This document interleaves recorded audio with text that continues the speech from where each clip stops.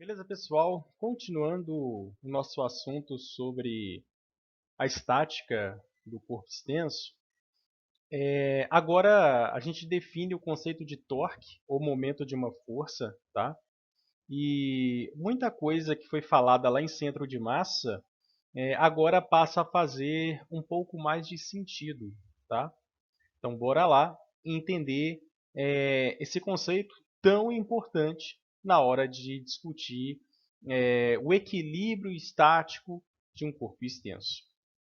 Bem, galera, o torque nada mais do que é uma grandeza que expressa a capacidade de uma força de provocar rotação num corpo rígido ou num corpo extenso em torno de um eixo, tá bom? Então, veja que só faz sentido, né, eu pensar em torque quando o corpo não é tomado ou considerado como uma partícula, né? Então, uma régua, por exemplo, faz sentido eu pensar num torque sobre ela. É bastante relevante discutir já aqui uma ideia. Quando você vai falar de torque, galera, você tem que especificar em relação a qual eixo esse torque está sendo medido, tá? E isso pode ser arbitrário. Você pode calcular o torque em relação a qualquer ponto, tá bom? Bacana. Então vamos lá. É, Aqui eu quero te mostrar que existe uma diferença bem nítida entre força e torque, tá? Então é importante você perceber bem essa diferença. Então veja só, esse peso aqui, olha, ele exerce, né, uma força de tração que é igual ao seu peso lá na régua. Galera, se eu troco esse peso de posição, né, deslocando ele para a direita ou para a esquerda, a força que ele aplica na régua não muda, mas o torque sim.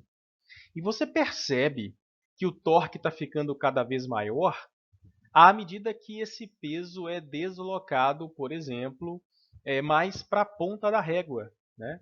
Ou seja, a capacidade da força de provocar rotação vai aumentando e vai dificultando você segurá-la, né, em equilíbrio estático aí, tá certo?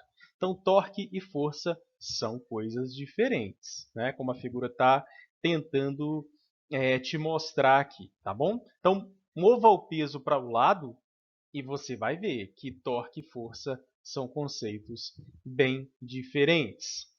Bem, galera, o torque ele depende basicamente de três fatores. Da intensidade da força que você aplica, obviamente, tá? Então, se eu aplico mais força, eu aplico mais torque, tá bom? Lembrando que a gente está falando dessa capacidade de provocar rotação. Outra coisa que é importante também para o torque é a distância entre o ponto de aplicação da força e o eixo de rotação, tá? Que a gente chama aí de braço de alavanca, tá bom? Então, por exemplo, olha só, ponto de aplicação da força e distância ao eixo de rotação, tá? Essa distância aqui é sempre a distância perpendicular tomada em relação à força, tá bom? Bacana.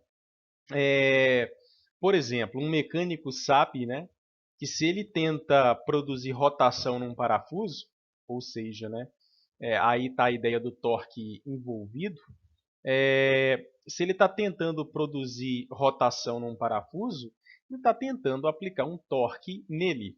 E o mecânico sabe que quanto mais longo é o braço da chave, mais torque ele consegue, né? É por isso que é muito comum os mecânicos andarem com canos, né? Capazes então de alongar o braço de uma chave. A força que o mecânico em média aplica é a mesma, mas se ele alonga o braço da alavanca, o torque fica maior. Não foi isso que você viu aqui, né? Você viu nessa primeira chamada aqui para tentar entender o conceito que quanto mais distante o peso estava da sua mão, maior era a dificuldade de manter a régua em equilíbrio, né? Porque o torque está aumentando, tá bom? Então o torque aumenta com a força? Sim. Ele aumenta com a distância entre o ponto de aplicação da força e o eixo de rotação? Também, tá? E também depende do ângulo que essa força é aplicada. Então, por exemplo, você nunca vai ver um mecânico aplicando um torque com a mão inclinada desse jeito, porque o mecânico sabe, de forma intuitiva, que a capacidade dele de produzir rotação cai. O torque, galera, é máximo quando o ângulo entre a força e a chave, por exemplo, é de 90 graus. Tá? Ou seja, forças que são paralelas à chave não produzem torque. Tá bacana?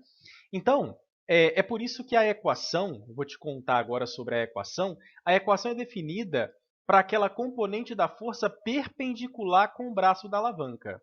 Tá? E aqui, só explicando o que está aqui, tá? Você tem duas opções para tratar esse problema. Ou você acha a distância perpendicular a partir do ponto de rotação em relação à direção de aplicação da força. Olha só, ângulo de 90 graus. E isso aqui passa a ser o braço da alavanca. Ou seja, na prática, é como se você estivesse usando uma chave menor. Tá? Ou então, qual é a segunda opção? Faça a decomposição da força em Fx e Fy, e aí você deve lembrar que apenas a componente perpendicular da força é que produz torque. Tá? Então, ou você mexe na distância, tá? Ou seja, qual é a distância válida, professor? É aquela distância que, partindo do eixo de rotação, fará um ângulo de 90 graus com o eixo de atuação da força. Olha aqui, a direção de atuação da força, tá bom? Agora, talvez o mais prático para se pensar aqui mesmo é mexer com a decomposição da força, tá? Que é o que você está mais habituado, né? Você mantém a direção da chave e faz a decomposição em Fx e Fy. Bacana? Então, apenas componentes perpendiculares com o braço de alavanca é que produzem torque, tá bom? Bem, resumindo, como é que eu faço então o cálculo do torque ou do momento, tá, galera? Essa grandeza ela pode aparecer com os dois nomes. Galera, o torque ou momento em relação a um dado eixo, tá? Lembra daquilo que eu falei. O eixo você escolhe, tá? Eu tô calculando o torque em relação a tal ponto. É o produto da força pela distância. E lembrando, galera, essa força que você coloca dentro da equação já é o produto da força ou da componente dela que atua perpendicularmente com o braço da alavanca. Bacana? Então, por exemplo, no primeiro caso aqui, é o módulo dessa força multiplicado por essa distância aqui, ó. No segundo caso, é o módulo da força multiplicado por esta distância, que seria o próprio braço da chave. No terceiro caso, onde nós temos, né, o maior dos torques aqui, é eu pegar o módulo dessa força, aqui está em módulo, tá? E multiplicar pelo braço de alavanca. Lembra bem, braço de alavanca e força que produz torque, sempre 90 graus. Galera, a unidade disso aí, Newton vezes metro, tá? Ó, sistema internacional, força dada em Newton, distância dada em metro. O torque pode ser medido em Newton vezes centímetro também, tá? Depende da unidade que vai estar aqui. Bem, bora lá para discutir o próximo slide. Frisando bem, galera, que a matéria aqui é bem curta, tá? Era só te falar que o torque depende de três coisas, né? Da distância do braço da alavanca, da força que atua perpendicularmente a tal braço, né? E da angulação, né? Eu falei aqui que se você mudar a angulação, você vai mudando o valor do torque. Tá? E agora, na prática, aqui a gente vai partir mesmo para a resolução de problemas. Então, bora lá.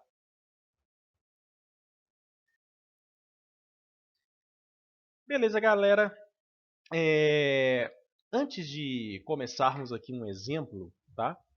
Falando sobre equilíbrio agora de corpo rígido ou equilíbrio de corpo extenso, tá? Frisando mais uma vez, é aquele equilíbrio que não carece só da somatória de forças dando zero. Agora nós estamos considerando um caso de um corpo que pode entrar em rotação mediante a ação de torques. Tá? Então, olha só, o equilíbrio ganha um aspecto a mais. Quando o corpo não tem capacidade de entrar em rotação mediante torques, como, por exemplo, um lustre que está preso ao teto por uma corda. Os torques ali são desprezíveis. Tá? Então, lá basta soma de forças dando zero. Agora tem um caso a mais. Além do somatório das forças, que tem que dar zero, isso vai garantir equilíbrio de translação. Como agora você não está tratando mais com uma partícula, com um ponto, você está tratando agora com um corpo que tem dimensão não desprezível frente às forças que atuam, ele agora pode entrar em rotação por causa dos torques. Tá? E aí, para que você garanta o equilíbrio dele, você tem que garantir que a soma de todos os torques em relação a um dado ponto é zero. Tá? Entenderam? Então, olha, o corpo rígido, vamos tentar ser mais claro aqui, uma chave, uma gangorra como esta aqui, ela só fica em equilíbrio se o somatório das forças é zero e se o somatório dos torques é igual a zero. Lembrando, galera, que a rotação aqui ela pode ser horária e anti-horária, né? Então, na prática, como é que funciona o somatório dos torques? Ora, todos os torques no sentido horário devem cancelar todos os torques no sentido anti-horário. Assim como todas as forças, por exemplo, vertical para cima, devem cancelar todas aquelas que são verticais para baixo. Bacana? Vamos ver isso? Olha só. Suponhamos que esta gangorra está em equilíbrio. Tá? Ela não tem translação e ela não tem rotação. Bem, se ela não tem translação, isso quer dizer que a soma das forças é igual a zero. E veja bem, você tem o peso da garota, vertical para baixo. O peso do garoto, 500 newtons, vertical para baixo. Bem, a única possibilidade de você garantir equilíbrio de translação é se atua aqui uma força vertical para cima, que você já sabe é uma força normal, porque é uma força de contato, né? E ela está lá no eixo de rotação, em cima do eixo de rotação. Isso quer dizer, galera, que essa normal tem que valer 750. Por quê? Porque, olha, a normal tem que dar conta de cancelar, a normal que é vertical para cima, ela tem que dar conta de cancelar as duas que atuam verticalmente para baixo. Então, 250 mais 500, 750. Né? Então, se você te perguntar aí o valor dessa normal de apoio, 750 newtons. Tá? Aqui eu só estou discutindo o aspecto teórico da matéria. Bacana? E agora vamos lá. E se eu precisasse calcular os torques, porque se ela não gira, os torques aqui são nulos, né? Em relação, por exemplo, a este eixo aqui, ó. Normalmente você vai escolher o eixo onde o corpo está pivotado, né? Onde existe um pivô de rotação ali. Então vamos lá. Olha, o torque da garota, o torque provocado por ela, é no sentido anti-horário. Já o torque provocado pelo garoto é no sentido horário. Isso quer dizer que, na prática, o torque da garota cancela o torque do garoto, né? Porque são torques em sentidos contrários. Como é que calcula? Força vezes distância. Lembrando que aqui a força já é perpendicular, né? Ao braço de alavanca. Então vamos lá, olha. Momento da garota, você vai pegar a força, o módulo dela, e a distância que ela está do eixo de rotação. Olha aqui, 3 metros. 250 vezes 3, 750 newton vezes metro. Já do garoto, esse torque em módulo vai ser 500 vezes 1,5, que também dá 750, como deveria ser. Ah, professor, e se não desse 750, hein, o do garoto? Se o do garoto fosse 900, o que isso quer dizer? Que essa barra, essa gangorra, estaria girando no sentido horário. Ah, e se a da garota é que fosse maior que 750? Ah, isso quer dizer que a gangorra estaria girando no sentido anti-horário. Ah, os torques são iguais, professor. O horário e anti-horário são iguais. Então, a gangorra está em equilíbrio estático. Bacana? Então, não esqueça isso aí. Soma de todas as forças tem que dar zero e a soma de todos os torques tem que dar zero para que um corpo rígido como este aqui, que não pode mais ser tratado como uma partícula, né? Não basta garantir soma de forças dando zero, porque veja uma coisa, hein? Se essa menina mudar de lugar, olha só que interessante isso aqui. Se essa menina mudar de lugar, a normal vai continuar valendo quanto? Olha, 750, porque o peso dela não muda. O peso do garoto não muda, não tem por que a normal mudar. Entretanto, se a garota sai daqui para mais próximo do pivô, tá? O torque do garoto passa a ser maior que o dela, porque o dela vai cair, e a barra vai entrar em rotação, saindo do equilíbrio. Então, tá vendo a diferença quando você está tratando de um corpo como um lustre que está pendurado? Isso aí não vai fazer diferença lá, né? Porque o lustre ele não vai girar em torno de um eixo, mas aqui a barra sim, tá bom? Então, não esqueça das condições, né? São duas de equilíbrio para um corpo extenso. Bora para o nosso exemplo 3, uma questão aí da UFRJ, tá? Que discute essa questão agora de entrar em rotação, tá? Na figura abaixo, suponha que o menino esteja empurrando a porta com uma força de 5 newtons, atuando a uma distância de 2 metros das dobradiças, que é o eixo de rotação de uma porta, né? E que o homem exerça uma força de 80 newtons a uma distância de 10 centímetros do eixo de rotação. O que vai acontecer, hein? A porta continuará em repouso, ou seja, a soma dos torques vai dar zero. O menino conseguirá abrir a porta se fechará, e aí, o que vai acontecer? Para a porta não girar, os torques devem ser iguais, né? Já que as rotações aqui são em sentidos opostos. O homem ele aplica uma força, olha, bem maior, hein? 80 newtons para 5, tá? E aí, será que uma força tão maior que a do garoto vai ser suficiente para o homem colocar a porta em rotação no sentido que ele empurra? Vamos ver. Bem, para isso eu preciso calcular os torques. Então, quando for perguntado a você, olha, em qual sentido gira, você vai ter que comparar os torques. Os torques do sentido horário com os torques do sentido anti-horário. Então, bora lá fazer isso aqui. O momento ou torque do garoto, força vezes distância, tá? Supondo aqui que as forças são perpendiculares, o enunciado não falou isso. Quando não fala, você vai ter que supor que é. 5 vezes 2, né? A distância para o garoto já está em metro, 10 newton vezes metro. Agora, galera, cuidado, muitos alunos provavelmente caíram nesse erro aqui no dia da prova, tá? Você não pode comparar torques com uma distância em metro a outra em centímetro, né? Obviamente não vai dar certo. Ou tudo vai estar em centímetro, ou tudo vai estar em metro, tá? Então, razoável aqui é dividir por 100 a distância de 10 centímetros na hora de calcular o torque do homem, tá? Então, tá aqui, ó, o sentido de rotação do momento do menino. Agora, vamos lá, passando para o torque do homem. Distância de 10 centímetros, 0,10 metros. Torque do homem, força vezes distância. 80 vezes 0,10 dá 8. Olha, o torque do homem ele é num sentido contrário ao do garoto. O garoto, mesmo aplicando uma força menor, tá? Produz um torque maior. O que a gente aprendeu sobre torque? Torque é a capacidade de uma força de provocar rotação num corpo extenso. Tá? Portanto, a resposta correta aqui é o menino conseguirá abrir a porta. Tá? A porta não se fecha. Tá? Para a porta se fechar, o torque do homem tinha que ser maior. Ela não fica em repouso porque não há equilíbrio de torques.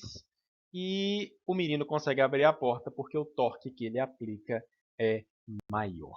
Bacana? Então tá aí, resposta letra B. Beleza, pessoal? Neste próximo exemplo, nós vamos discutir a ação das forças e dos respectivos torques para manter um carrinho de mão em equilíbrio, equilíbrio de translação e equilíbrio de rotação. Então, bora lá. Galera, a primeira coisa é tentar identificar as forças presentes aqui, né? O eixo medido é em relação, claro, ao eixo que está lá na roda, tá certo? Ou seja, o carrinho de mão ele gira em relação a este ponto. Bacana. Quais são as forças presentes? Bem, lá no eixo nós temos a força normal, né? Porque o carrinho está apoiado pelo pneu. Lembrando que a força normal ela é sempre perpendicular à superfície de apoio, tá certo? Então tá aí a força normal. O nosso pedreiro ele está transportando um peso de 800 newtons, tá? E aí supondo que o centro de gravidade dessa distribuição de areia aqui, por exemplo, está nesta posição, tá bom? E o nosso pedreiro aplica uma força vertical para cima aqui, tá? Bem, é, lembrando, galera, que para o carrinho não rotacionar nem no sentido horário, nem no sentido anti-horário, os torques eles precisam se anular, ou seja, todos os torques do sentido horário devem cancelar todos os torques do sentido anti-horário. E aí tem duas coisas muito importantes para te falar aqui. A primeira delas, o torque relacionado à força normal é zero. Nós temos três forças aí, né? A força que o pedreiro faz, a força da distribuição de massa que ele está carregando dentro do carrinho e a força normal. Entretanto, o torque da normal é zero, ou seja, você não preocupa com o torque da normal. Por quê? Toda a força, galera, aplicada em cima do eixo, o torque dela é zero. Tá? Lembra que para você calcular o torque, você precisa da força e da distância dela ao eixo. E qual que é a distância da normal ao eixo aqui? Zero. Tá? Então, eu vou repetir. Toda força aplicada em cima do eixo de rotação, não interessa a angulação dela, produz torque igual a zero. Outro detalhe importante aqui, galera, é que na hora de você calcular esses torques, tá? Você não pode pegar aqui o braço do carrinho de mão. Lembra quando eu discuti isso aqui? Ó? Tá? Exatamente isso aqui. Tá? Essas distâncias aqui de 40 e 60, tá? Para que você tome, de fato, o braço de alavanca. Lembra que nesta figura eu te falei assim, olha, se a força está angulada em relação ao braço da chave, você tem que tomar como braço de alavanca a projeção dela que fará 90 graus com a direção da força. Então, na prática, o braço de alavanca seria isso aqui, ó, 90 graus com a direção de atuação da força. E é isso que você está, na prática, fazendo aqui. Olha, qual é o braço de alavanca para a força de 800 newtons? 40. Veja, olha que nesse caso, a distância de 40 centímetros é a projeção desse pedaço do cabo aqui, ó. Projeção perpendicular em relação à atuação da força-peso, tá? E qual que vai ser o braço de alavanca para a força F? Ó, compara a força F, galera, com esta nossa situação aqui, né, que nós explicamos lá na teoria. Você tinha duas opções.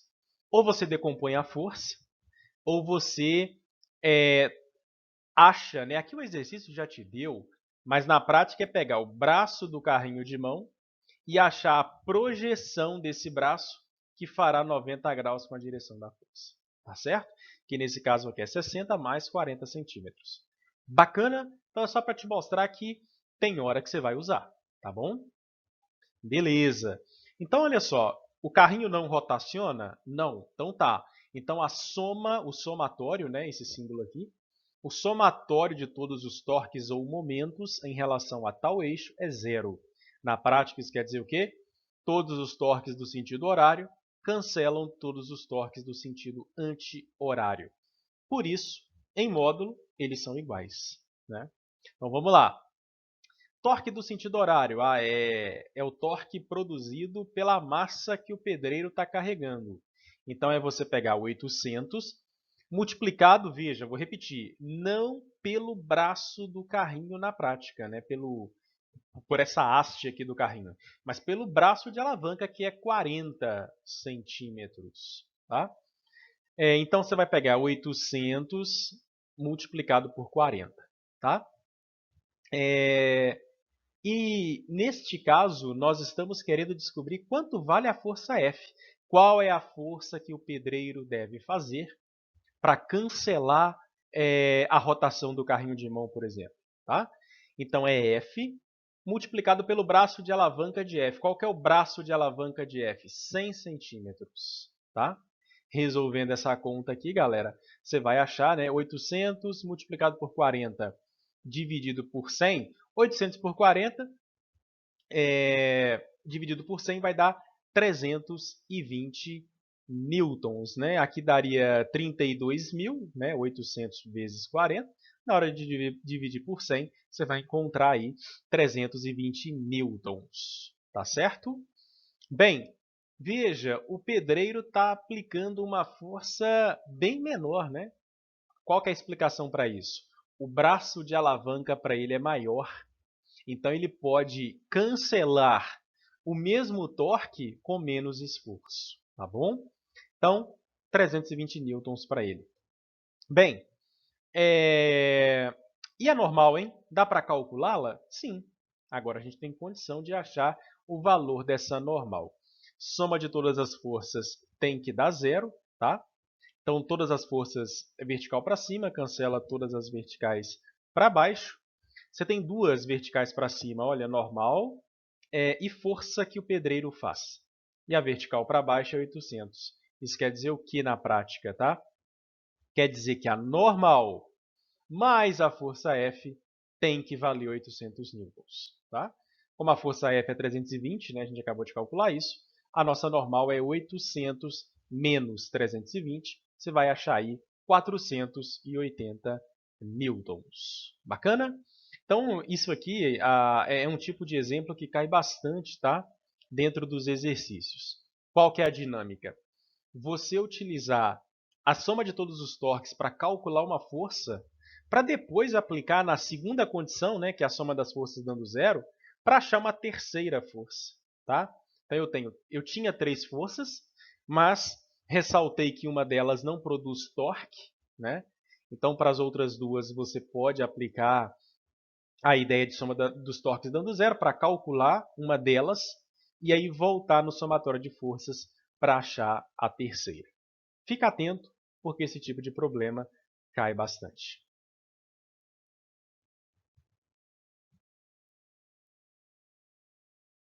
Nossa próxima situação, agora o exemplo 5, diz o seguinte, olha, qual deve ser o valor da força, a força seria esta aqui, tá? O valor da força F, aplicada à barra homogênea de peso 20 newtons e comprimento 2 metros da figura, de modo a mantê-la na horizontal, quando apoiada no suporte A. E depois pergunta qual o valor da força que a barra aplica no ponto A. Ou seja, está perguntando qual o valor da normal. Né? São duas situações, mesma dinâmica do caso do carrinho de mão. Tá bom? Então vamos lá. Bem, a barra tem 2 metros de comprimento. E a figura me mostra que desde o ponto de apoio até a outra extremidade dá 1,6 metros. Isso quer dizer que a distância de atuação da força ao eixo é 0,4. Galera, a primeira coisa que você faz num problema de estática do corpo extenso é identificar muito claramente qual é o ponto em relação ao qual os torques serão calculados. Tá? Bacana. Agora vamos lá, vamos colocar as forças, né? A força F já está aí. A força peso, onde é que ela atua? Lá no centro de gravidade. E como a barra é homogênea, ela está lá no meio, centro geométrico da barra. Lembra que nós falamos disso, né? Isso quer dizer que se a barra tem 2 metros, tá? A barra tem 2 metros. Se ela atua no centro geométrico, tem que estar 1 metro de cada lado. Como aqui já tem 0,4, aqui tem que ser 0,6. Porque aí fica 1 metro para o lado de cá, 1 metro para o lado de cá, dando 2. Lembrando que ela é homogênea, tá bom? Ou seja, o exercício tem uma grande pegadinha aqui que na prática você não vai utilizar diretamente, você usa indireto, né? Mas diretamente não, 1,6 para calcular nenhum torque. Tá? Os torques aqui são medidos para as distâncias 0,4 e 0,6. Tá? Bacana. Lembrando que nós temos uma terceira força, a normal, né? Ela atua lá no ponto de apoio, tá bom? E o nosso eixo de rotação é em cima dela. Isso quer dizer o que na prática? Que a normal não produz torque. Toda a força aplicada em cima do eixo não produz torque. E então, né, como eu quero mantê-la na horizontal, olha, para eu mantê-la na horizontal, ela não pode executar esse tipo de movimento aqui, olha. Então, a soma de todos os torques em relação ao eixo tem que dar zero. Ou seja, os torques do sentido anti-horário devem cancelar todos os torques do sentido horário. Beleza. Qual é a força que produziria um torque no sentido anti-horário? A força peso, tá? Que seria aqui simbolizada pelo momento m1. E a força F, ela produziria um torque no sentido horário, né? Bora lá fazer a conta então. Olha só, qual que é o torque da força peso? É a força peso que foi dada, né? Olha aqui, 20, vezes a distância dela, galera, ao eixo, que é 0,6. A outra força eu estou querendo saber, né? Qual é a força que eu devo aplicá-la para mantê-la na horizontal? FV04. 20 vezes 0,6, né? Vai dar 12. E 12 dividido por 0,4 vai dar 30 newtons de força. Tá? Então, você vai precisar aqui de 30 newtons. Por que um pouco mais que o peso? Porque a sua distância é um pouco menor. Né? Então, para você equilibrar um peso, você vai ter que compensar na força. E agora, qual o valor da normal? Lembra, mesmo o modus operandi lá do caso do carrinho de mão, né? A soma de todas as forças é zero, segunda condição de equilíbrio para o corpo extenso. Nós temos três forças, duas verticais para baixo e uma vertical para cima. Né? Isso quer dizer o que na prática? Que a normal tem que dar conta de cancelar o efeito, né, o efeito translacional aqui, das duas forças que são verticais para baixo, que seria o peso e a força F. O peso mais F dá 50, né? Porque o peso é 20. A força é 30. Isso quer dizer que a nossa normal é 50 newtons. Bacana? Então, bora lá para a nossa próxima discussão. Galera, agora nós vamos falar de uma aplicação, tá? Sobre o que a gente viu sobre torque, no caso das alavancas. As alavancas, elas são máquinas, tá? Máquinas simples, ou seja, né? Você poderia utilizá-las para executar tarefas no dia a dia. Arquimedes disse uma frase de grande impacto sobre o caso das alavancas. Ele disse, olha, dê-me um ponto de apoio e uma alavanca que eu moverei o mundo. Bem, isso aqui, qual que é o contexto de tal frase? Bem, o contexto é o seguinte, mesmo com pouca força, eu posso conseguir um grande torque. Né? Ou seja, se o braço da alavanca for longo o suficiente, eu posso conseguir ou mover ou equilibrar alguma coisa bem pesada. Tá? Basta que eu tenha um ponto de apoio para que eu aplique, então, um torque. Beleza? É isso que a gente vai ver aqui agora. Galera, então, na prática, uma alavanca, tá? De forma bem simples, ela pode ser tomada como uma barra, né? Uma haste, que pode girar em torno de um ponto de apoio, como a figura aqui, né, que remete a Arquimedes. Bem, aqui dois exemplos, tá? Para você não achar que são apenas barras. Uma tesoura é uma alavanca, né? No caso aqui são duas barras, né, e um ponto de apoio.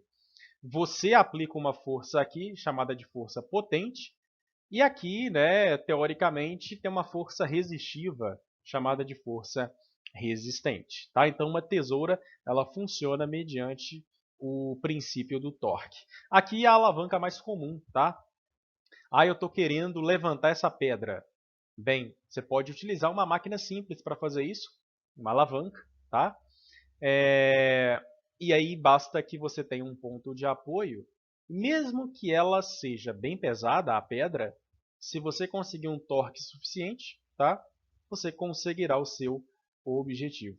E galera, para uma alavanca em equilíbrio, tá? Vamos supor o caso aqui de Arquimedes, o caso aqui do nosso homem que está tentando erguer essa pedra, para uma alavanca em equilíbrio, vale a seguinte relação que a gente já estudou até agora. A força potente, ou seja, a força que você faz, multiplicado pelo braço potente, olha aqui, braço potente, tem que ser igual a força resistente multiplicado pelo braço resistente. No caso da tesoura, força potente vezes braço potente, olha o braço potente aqui, multiplicado por força resistente, né? Você está tentando cortar alguma coisa, multiplicado pelo braço resistente, que da tesoura aqui é um braço maior. Tá? Bem, para uma alavanca em equilíbrio, por que é válido isso aí? Porque todos os torques do sentido horário devem cancelar todos os torques do sentido anti-horário. Tá? É baseado naquele princípio que nós já estudamos até então. Vamos ver agora os tipos de alavanca, para você ver que algumas podem trazer mais vantagens do que outras. E galera, quando eu falo tipo de alavanca, é em relação à mudança do ponto de apoio em relação à força potente e força resistente. Tá? Lembrando aqui que o que eu chamo de força potente é aquela força que eu faço. Força resistente é a força da carga, né, que eu estou tentando mover. Então, bora lá para conhecer os tipos de alavanca.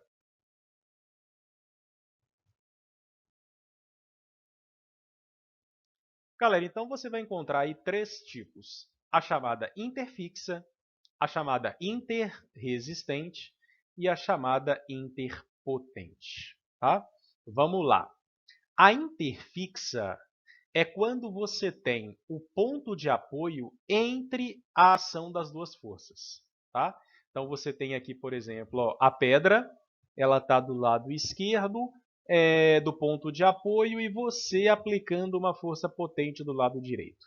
Tá certo? Então, a alavanca interfixa é quando o ponto de apoio está entre a ação das duas forças. Para que você tenha vantagens com ela, quando eu digo vantagens, é aplicar uma força menor que a força resistiva. Tá?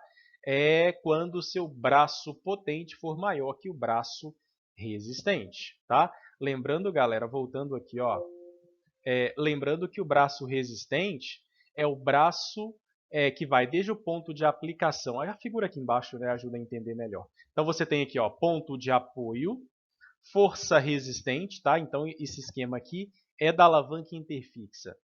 Força resistente, força potente. O que é o braço resistente? É a distância que vai do ponto de aplicação da força que a carga aplica ao ponto de apoio. E o que é o braço potente? É a distância que vai do ponto de aplicação da força ao ponto de apoio. Bacana?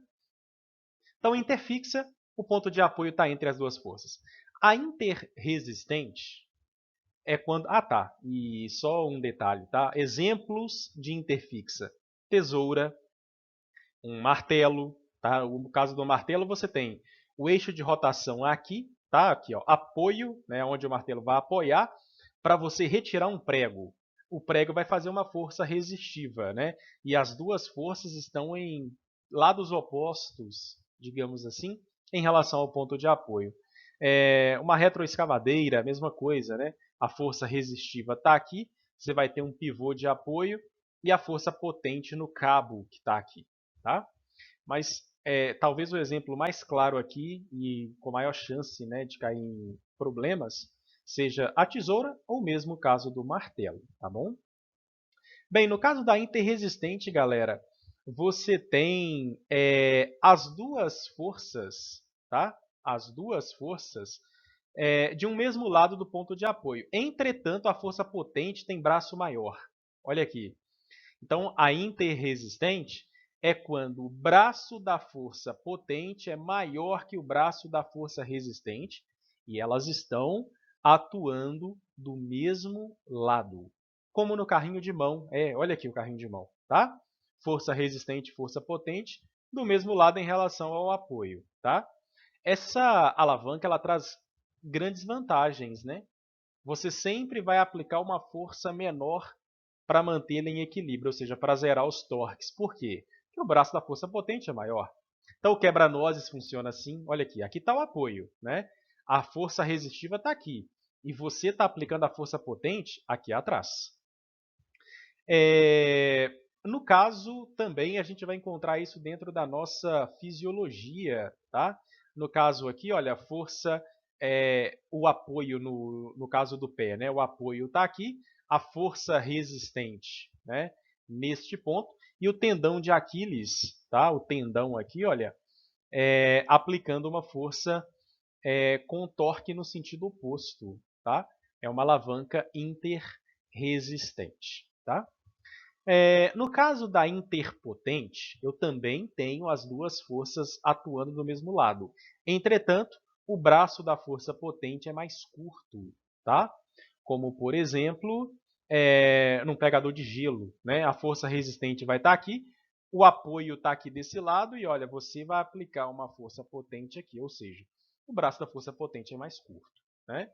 Vara de pescar, se ela está apoiada no chão, olha o braço da força potente, né? É bem mais curto que o braço da resistente. O peixe, né, está bem mais distante do apoio do que a ação da sua força. E outro exemplo aqui na fisiologia, e aqui eu trouxe até mais ampliado, para a gente ver o seguinte, olha, essa parte aqui, né, o nosso braço é uma alavanca interpotente, tá? Vamos ver como é que funciona, né? Então vamos pensar aqui que o eixo de rotação seja o cotovelo, tá? Então olha só, esse peso aqui lá na sua mão, ele tende a girar o seu braço, tá? O seu antebraço aqui, no sentido horário. E aí a musculatura, o bíceps, vai ter que dar conta de cancelar esse torque. Então você tem aqui, olha, o bíceps aplicando uma força vertical para cima, né? Deixa eu desenhar aqui para ficar mais fácil. Então, ó, o bíceps ele vai aplicar uma força vertical para cima e aqui você tem uma força vertical para baixo, tá? Esse torque tem que cancelar esse. E o ponto de apoio está aqui, né? Ó. Aqui está o nosso ponto de apoio. O nosso eixo de rotação, tá bom? E veja que o braço da força potente é bem curtinho, né? Bem curto. O braço da força resistente é bem mais longo, tá? Ou seja, na prática, o bíceps ele vai ter que aplicar uma força bem maior que o próprio peso que está aqui para conseguir cancelar os torques, tá bom? Então, na prática, você tem aí esses três tipos de alavancas. Bora lá para ver agora exemplos sobre o que foi discutido aqui.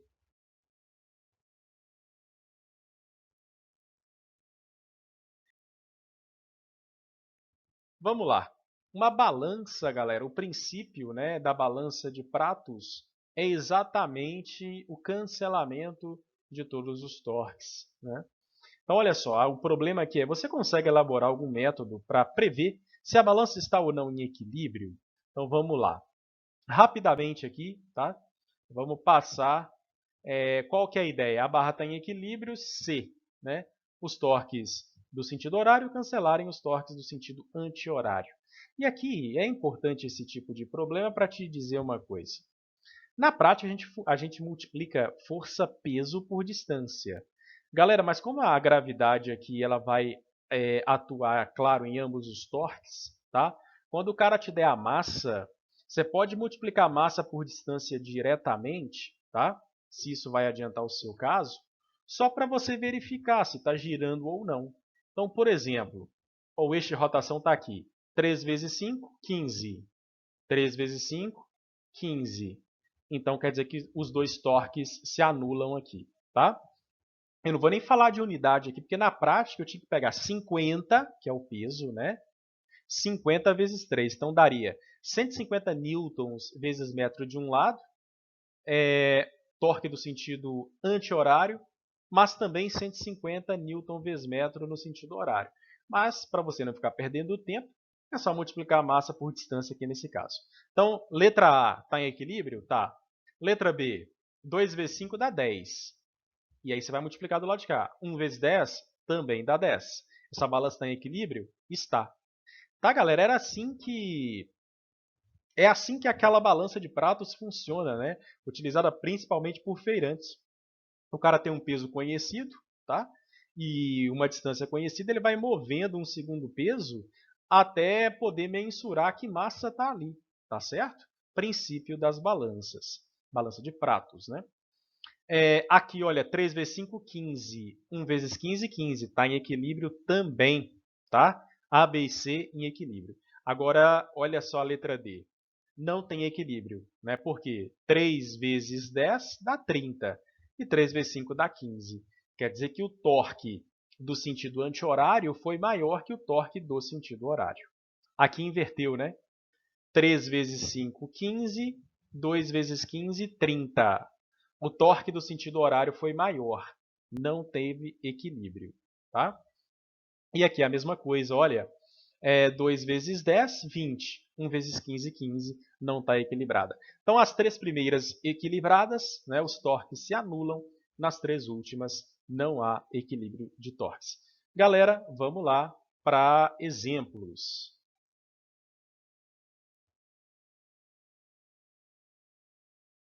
Olha só uma que caiu no Enem sobre tipos de alavanca. A gente acabou de ver tipos de alavanca.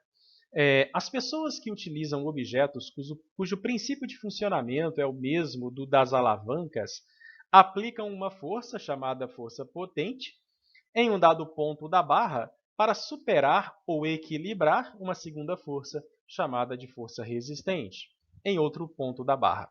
Por causa das diferentes distâncias entre os pontos de aplicação das forças potente e resistente, os seus efeitos também são diferentes.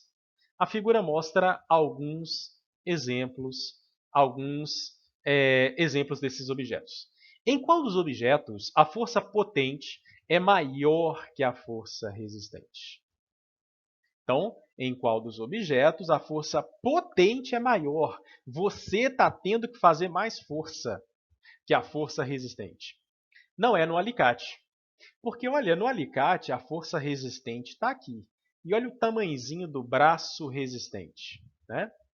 Você aplica uma força aqui no cabo e olha o tamanho do braço para você. O alicate te dá vantagem. Né? Então, aqui a força potente é menor. Por quê? Você tem braço maior. Ué. Então, não é o alicate. Não, é o carrinho de mão também. Eu já discuti carrinho de mão com vocês. Né? A força potente está aqui atrás. Ela está bem mais longe do eixo do que está a força potente. Né? Então, uma coisa tem que compensar a outra. Quem está mais longe faz força menor. Quem está mais perto do eixo tem que fazer mais força. Não é o alicate, não é o carrinho de mão. E tá vendo, galera? Talvez fosse a sua preocupação pensar assim, nossa, eu vou ter que decorar os tipos de alavanca. Não, claro que o Enem não vai te cobrar isso. Eu até te mostrei os tipos, né? Mas é para você nada mais verificar que os efeitos são diferentes. O Enem não vai te cobrar nome, né? Muito provavelmente não. Essa questão aqui, você não tinha que saber nome, se é interfixa, se é interpotente, se é interresistente, tá? Não preocupa com isso. Não é também o abridor de garrafas. É claro que o abridor de garrafas vai te dar vantagens, né? O apoio está aqui, olha, onde está o meu marcador, né? Aliás, o apoio está aqui, onde está o meu marcador. E aí você vai empurrá-lo, né? Você vai empurrá-lo. E aí vai ter uma força resistente atuando aqui, olha o tamanhozinho do braço, e a força potente está lá atrás, né? Então você tem maior braço potente, menor força potente. Ele te dá muita vantagem. Você arranca uma tampinha que está altamente presa muito facilmente. Recapitulando, o abridor vai apoiar por aqui e vai tentar erguer a tampinha por aqui, né? Força resistente ao tamanho do braço. E aí você vai aplicar uma pequena força com o braço longo, garantindo o mesmo torque. Não é o quebra-nozes também, já expliquei porquê, né? No quebra-nozes, a nozes você vai colocá-la aqui. Aqui está o apoio. A força resistente vai estar aqui, vai ter pequeno braço. E você está aplicando uma força potente lá atrás. Se o braço é longo, a força é pequena. É o caso da pinça, o caso do nosso problema. Mesma coisa do pegador de gelos que eu citei lá. Né? Você vai pegar alguma coisa, então a força resistente está aqui, né, que você está tendo que prender alguma coisa. Então tem resistência ali. E você aplica uma força aqui no meio, e o apoio está aqui. Então veja, o braço potente é menor. Se o braço potente é menor para você, então a força potente tem que ser maior. Você tem que compensar num braço mais curto uma força mais elevada. Bacana? Então, em qual dos objetos, em qual das alavancas, né, a força potente é maior que a força resistente? É a pinça. Beleza? Então, só para você ver aí como é que isso apareceu no Enem. Bora lá para mais um exercício.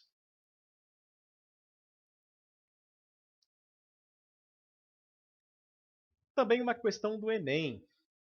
Em um experimento, um professor levou para a sala de aula um saco de arroz, um pedaço de madeira triangular e uma barra de ferro cilíndrica e homogênea.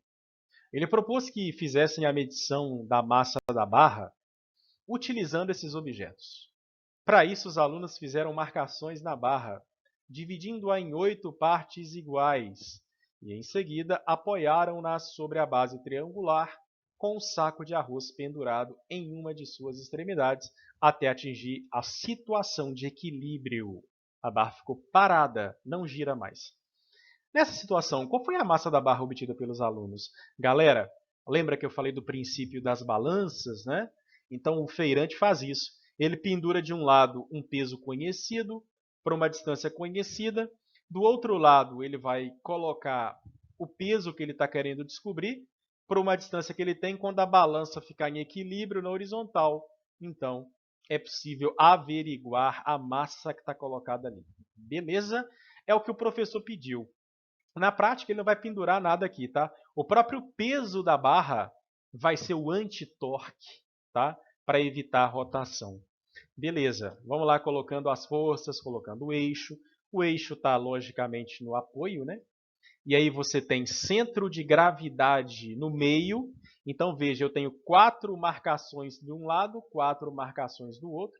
O peso da barra está aí, que é o que os alunos querem descobrir. Tem a força-peso do saco de arroz do lado de lá, 5 quilos, 50 newtons de força. Beleza? E a distância, galera? Você vai usar em marcações, tá? 3 marcações, 2 marcações, enfim. Lembrando, o que você tem que tomar é a distância da força ao eixo. Então, veja, qual é a distância do ponto de aplicação da força-peso do saco de arroz ao eixo? 3 unidades de marcações. E qual é a distância que vai da ação da força-peso da barra ao eixo? Uma unidade só. Veja outra coisa, tá? Os torques têm sentidos contrários, por isso que a barra não gira, né? O torque do sentido horário deve cancelar o torque do sentido anti-horário. Beleza, então a soma dos torques tem que dar zero, então fica fácil. Ó, torque do sentido horário cancela o torque do sentido anti-horário. 50, olha aqui, 50 vezes 3 tem que ser peso, força-peso, vezes uma unidade de marcação, ou seja, o peso da barra, 150 newtons.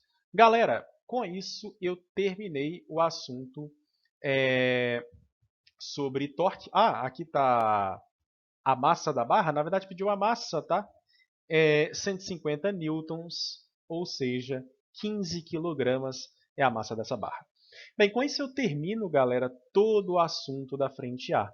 A gente está terminando aqui condição de equilíbrio do corpo extenso, tá? Lembrando que eu inverti a ordem dos dois últimos assuntos, né? Impulso e quantidade de movimento e condições de equilíbrio, tá? Então, bacana, desejo a vocês uma ótima prova do Enem, tá? Tomara que caia tudo que a gente discutiu e tomara que caia tudo aquilo que você tenha estudado, consiga lembrar, tá? Espero que eu tenha sido uma ponte, né, suficiente para você alcançar os seus objetivos. Então, é isso aí. Boa sorte lá na prova. Estude o tempo que você julgar necessário ainda até o dia da prova, sem excessos. Não chegue cansado para a prova, porque isso é muito importante. Então é isso aí. Até a nossa próxima aula não, né? Até o nosso próximo encontro. Até mais.